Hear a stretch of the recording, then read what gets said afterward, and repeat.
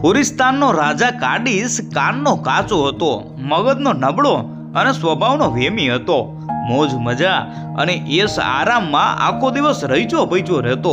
રાજા આમ બધી રીતે નાલાયક હોવા છતાં એના સદભાગ્યે એને વડોપ્રધાન બહુ ડાયો, પ્રામાણિક અને વિશ્વાસુ મળ્યો હતો. વડોપ્રધાન રાજ્યની સારી રીતે સંભાળ રાખતો, રાજાનું હિત તે હંમેશા હૈયે રાખતો, છતાં પ્રજાને જરાય દુઃખ ન આપતો. એથી જ એ રાજા પ્રજા બંનેમાં ખૂબ માનીતો હતો. પણ સૌને દુશ્મન તો હોય જ છે, એને પણ દુશ્મનો હતા. એની રૂડી કારકિર્દીથી બળી જનાર અને એના રૂડા અમલને લીધે પોતાના કાવા દાવામાં ન ફાવનાર ગજિયાળા અને કાવતરા ખોર દરબારીઓને પ્રધાન આંખના કણાની જેમ કૂદતો.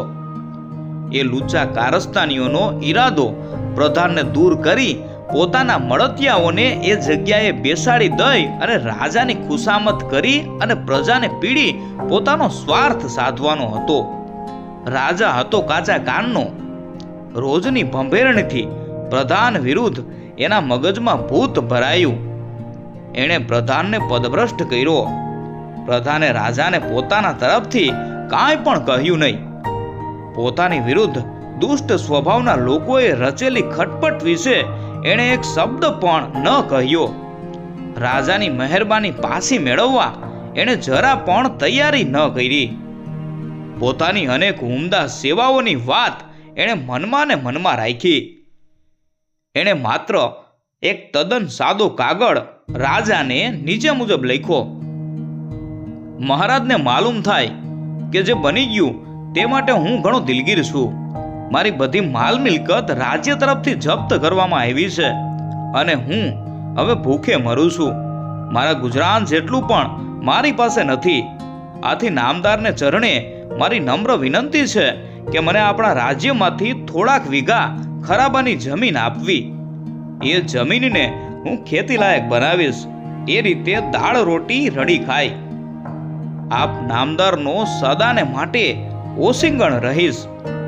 બીજા રાજ્યમાં જઈ નવા રાજાની તહેનાતમાં રહી માન મોભો મેળવી દોલતમાં આળોટવા કરતા મારી જ જન્મભૂમિમાં મને સૂકો રોટલો મળશે તો પણ હું સંતોષ માનીશ.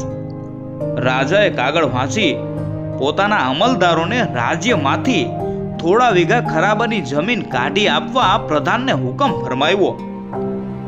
ધીમે ધીમે એ વાત વિસારે પડી. આખરે એકવાર રાજાને એ વાત સાંભળી આવી. એણે દરબારીઓને બોલાવી અને પૂછ્યું, મારા માજી પ્રધાનને માટે ખરાબાની જમીન તમે આપી? દરબારીઓએ કબૂલ કર્યું કે એ પ્રધાનના રાજ્ય અમલ દરમિયાન આખા રાજ્યમાં એક વાર જેટલી પણ જમીન ખેડા વગરની રહી નથી. બધી જમીન રસાળ અને ફળદ્રુપ છે.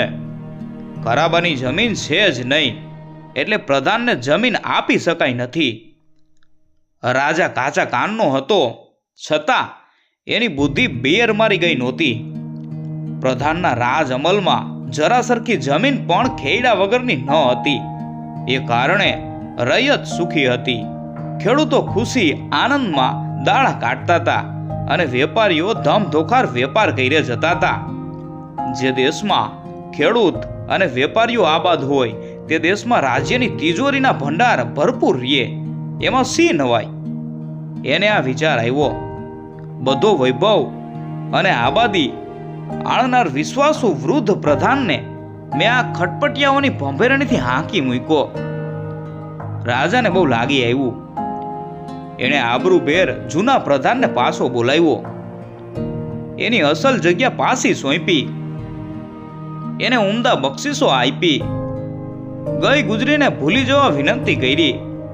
બધા ખટપટીઓને રાજ્યમાંથી દૂર કર્યા. પ્રધાનના ઉમદા અમલથી રાજા પ્રજા વધુ ને વધુ આબાદ થવા લાગ્યા.